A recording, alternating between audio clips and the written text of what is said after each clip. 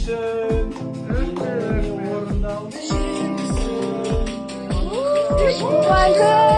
gününüzün.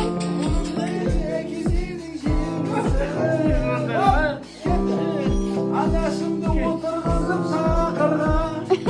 Birini saldım Allah'a. Tuğan gününüzün. Oraya geçsene.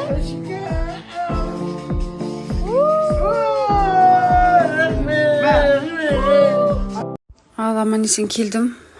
Аягөзді сағынған шығарсыздар барлықтарыңыз. Мен де сағындым. Үйге келсем үйді тап-таза жинап қойыптым. Молодец. Ертең аттестат алады. Әлі ұйықтамаған ғой. Ертең сағат 10-да аттестат алады. Сосын кейін біз бір-екі күн Түркістанда болып, ары Алматыға кетеміз. Айдың соңына шейін Алматыда боламыз бұйырса. İzlemеңдер. Сосын кейін Алматыға, Түркістанға қайтып келеміз.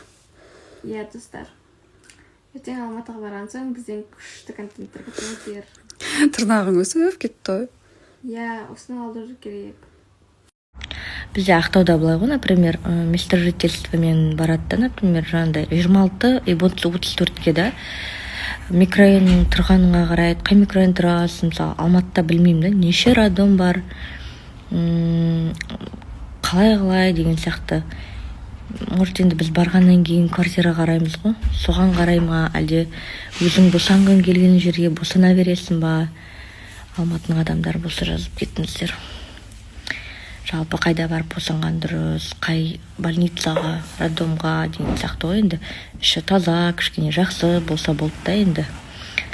Бір ақшамыз тасып, аузы мұрнынан шығып бір үй алып, бәрін алып болғаннан кейін тағы да бала болып жатса, сол кезде ғана платныйға бармасақ, ата қазір маған платныйдың қажет жоқ сияқты.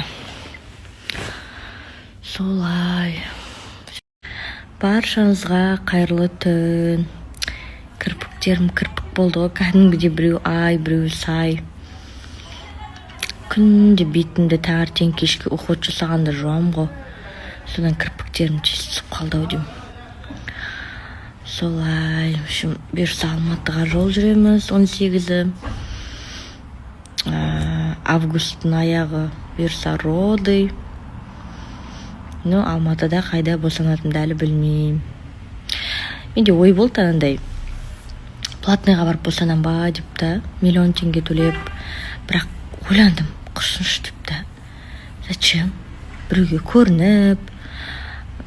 Біз енді блогер болғаннан кейін, халықтың алдында жүргеннен кейін қалайсың ғой, бәрі әдемі, бәрі күшті болғанын, жаңағы палатада әдемі, бәрі қарайды деп та, не істейді деп.